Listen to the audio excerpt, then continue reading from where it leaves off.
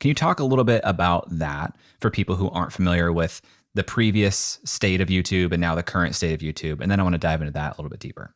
That's a great question and modern, very tactical right now thing to bring up. And that would be that, again, formally, and I think where most of our mindsets go, is that success on YouTube was predicated on whether or not you have a large following or not. In fact, many people might think, well, yeah, I mean, I could be successful on social media if I have 1 million followers. In the old world, that would be true, because the way distribution on social media platforms worked was you needed a following. And if you had a following, then you posted content and your audience saw some of that content, whether that was your Facebook likes, your YouTube subscribers. Of course, organic reach on algorithms is diminished to varying degrees and typically gets lower over the years, to where, like in a Facebook world, if you had 100,000 likes on your fan page, 3% or 2% or 1% or less than 1% would see a post. However, what would determine if more people saw it would be engagement. If it got a lot of likes, a lot of comments, a lot of people dwelling on the post or sharing it, more people would see it.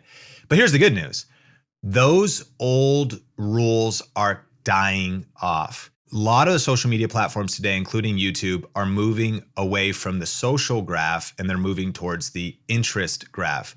So the social graph was, well, great, you have 100,000 followers. So your social community, your community on Facebook, your community on YouTube, that's who's seeing your content. Now these platforms are serving up content based on what people are interested in. To take a slight rabbit trail to explain this, and then to bring it back to why, if you are just starting on YouTube, there's an opportunity. Think about your YouTube homepage right now. For anybody that watches YouTube, whether you have your own account or even if you just are not logged in, if you've watched any videos on YouTube, your homepage starts to change. So if you are like, you know what, I want to start the keto diet. I'm thinking about doing intermittent fasting. You watch 1, 2, 3 videos about keto. What happens next? You visit your YouTube homepage.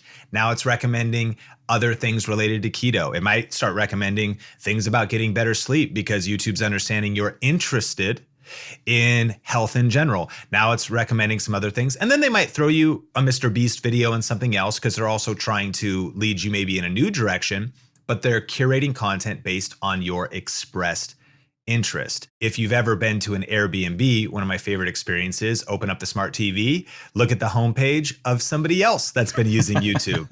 Man, they were into some weird stuff. And they didn't log out. Videos that are being recommended to us on this homepage.